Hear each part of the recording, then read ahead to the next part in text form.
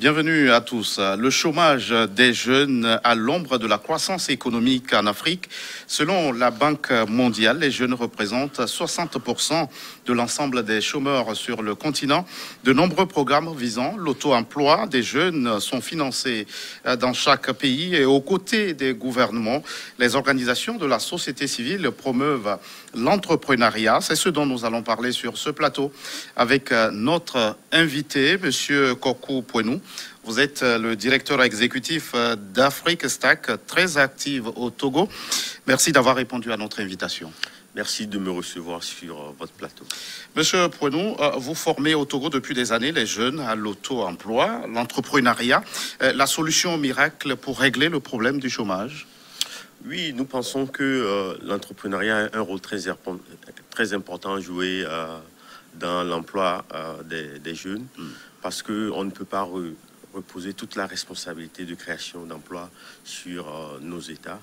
Il faut que nous-mêmes, en tant que citoyens, on fasse des efforts pour pouvoir créer des sociétés, puis générer des revenus et puis créer de l'emploi. Alors, quel regard, en tant qu'expert, vous portez sur l'environnement entrepreneurial sur le Togo, au Togo? Je travaille surtout avec les jeunes. On travaille beaucoup avec des jeunes. Nous rencontrons souvent des jeunes qui sont très motivés, qui veulent travailler dur, qui veulent créer leur propre société. Donc je suis très optimiste par rapport au futur de l'entrepreneuriat au Togo. Alors, quel est le profil de ces jeunes avec lesquels vous travaillez et qui rêvent d'avoir leur propre entreprise? Souvent, nous travaillons... Les jeunes qu'on rencontre, c'est souvent entre 15 ans et 30 ans. Donc c'est souvent des étudiants ou bien des gens qui ont juste reçu leur baccalauréat. Il y a aussi certains qui ont déjà commencé dans l'entrepreneuriat et veulent juste connaître les méthodologies pour pouvoir travailler de façon systématique. Alors, que vous disent-ils quant à leurs réelles préoccupations? Là, on sait tous les préoccupations des entrepreneurs. C'est la préoccupation principale pour eux, c'est les besoins financiers. Mais les besoins financiers ne sont pas forcément la préoccupation principale. Donc, il y a d'autres facteurs qui rentrent en jeu quand on crée une société. Il faut avoir une vision, une mission. Il faut avoir une idée qui a le potentiel de générer des revenus avant même de penser au financement. Il faut mettre en place le plan d'affaires, étudier le modèle de business, le modèle de génération de revenus, etc. Vous avez au niveau d'Afrique Stack une initiative exclusivement tournée vers les femmes. C'est ce que vous appelez le Women Only Startup Bootcamp. Tout à fait. Alors, pourquoi cette singularité? Nous savons que dans notre société, de façon générale, les femmes sont marginalisées en termes de pouvoir sur tous les plans.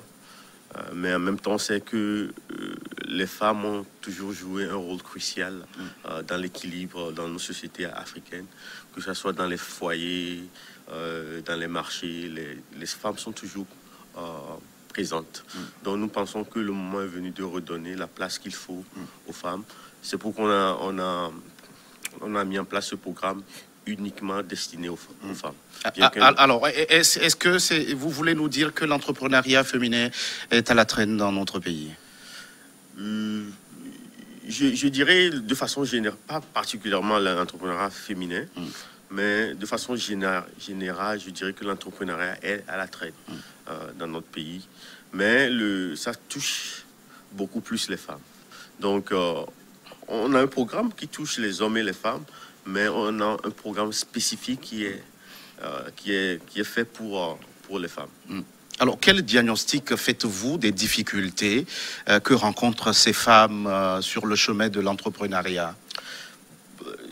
Par exemple, chez nous, on ne prend pas... C'est plutôt un problème sociétal où on ne prend pas très au sérieux les initiatives des femmes. Et des fois, on aime intimider par les femmes d'affaires. Les femmes qui sont en position de pouvoir, on est intimidé. On ne devrait pas être intimidé parce que c'est la combinaison des efforts des hommes et des femmes qui feront de nous une société prospère, stable et équilibrée. Nous avons besoin de développer une société équilibrée dans nos pays pour que nous soyons plus heureux et pour que nous ayons une société dans laquelle il n'y a pas de problème. Il faut que nous donnons plus de pouvoir aux femmes, mais en même temps, on n'est pas en train de parler ici de féminisme. Il faut que ça se fasse dans le cadre de notre histoire. Il faut qu'on retourne un peu en arrière, regarde le rôle des femmes dans le passé.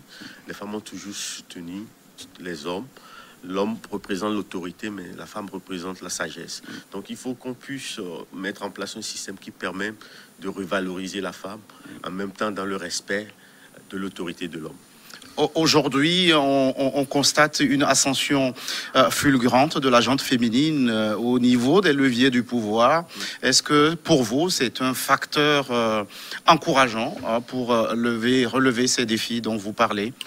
Oui, c'est très encourageant dans le sens où ce qu'on appelle les role models, les modèles.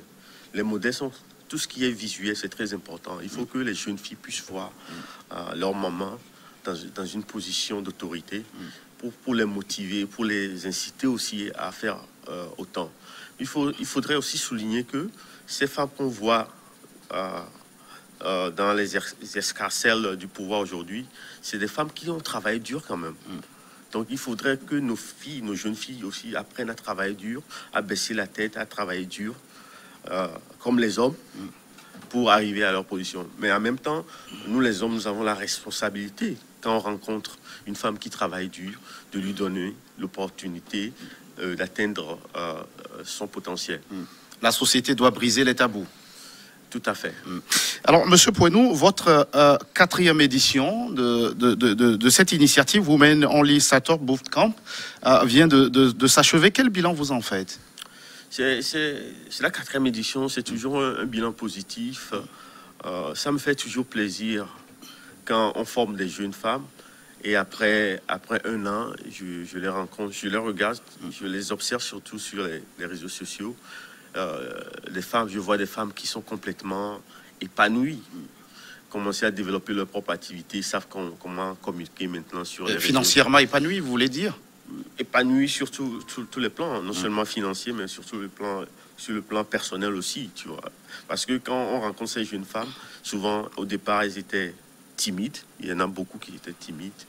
Il y en a beaucoup qui sont intelligents, mais à cause de la timidité, n'arrivaient pas à exprimer clairement leurs idées. Mais après la formation, les rencontres 1 an, 2 ans après, on voit des femmes complètement épanouies qui sont en train de mettre en place leur activité. Ça, c'est le premier volet. Le second volet, c'est que lors de la formation, on organise des femmes en groupe. Et à la fin, il y a un pitch et on choisit l'équipe gagnante. Et on accompagne l'équipe gagnante durant 1 an pour permettre à l'équipe gagnante de sortir un produit ou un service. Donc, on a des succès dans ce sens. Et ce week-end, ce samedi, il y aura la célébration officielle de l'événement. Et puis, on aura l'occasion de montrer un peu les sociétés qu'on a pu lancer aux invités. Alors, se faire former en entrepreneuriat est une chose. Se lancer concrètement sur le terrain en est une autre. De quel accompagnement bénéficie ce que vous formez? C'est l'accompagnement dans tous les domaines, sur le plan technique, sur le plan de l'expertise, mais aussi sur le plan financier. On accompagne ces jeunes-là. On pourrait faire mieux sur le plan financier. C'est pourquoi on est ouvert à tout type de financement, de collaboration qui pourrait nous permettre d'être encore plus performants dans ce sens. Monsieur Poinou, je vais me faire le porte-parole de quelqu'un qui m'a posé une question. Pourquoi c'est seulement après le baccalauréat qu'on demande aux jeunes d'entreprendre pour régler leurs problèmes de chômage? Est-ce qu'il n'y a pas une possibilité de régler ce problème à la base en l'inscrivant purement et simplement dans les systèmes éducatifs dans nos pays? Oui, je pense que c'est... Je ne sais pas là d'où ça vient, mais c'est un réflexe. On pense seulement à entreprendre après le bac. En fait, l'entrepreneuriat, c'est quelque chose qu'on doit apprendre dès l'enfance, en fait. Il y a dans certains pays, on apprend aux enfants à gérer, à savoir comment gérer de l'argent. dès le bas âge. Donc c'est très important qu'on puisse trouver un moyen de mettre l'entrepreneuriat dans le système éducatif dès le bas âge. Nous ne devrions pas penser à rentrer dans l'entrepreneuriat après le bac.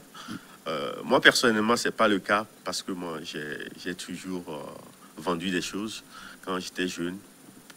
Peut-être parce que ma maman est Yoruba. Mais bon, ça a été toujours comme ça. Même avant de quitter Lomé, j'ai monté un café Internet avant de quitter Lomé. Donc, c'est juste pour dire que...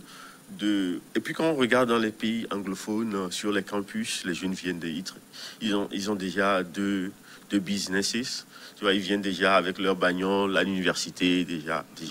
Donc, il faut un changement de mentalité pour que les jeunes se débrouillent dès le bas âge. Et puis, il faut qu'on se souvienne qu'il n'y a pas de petit boulot.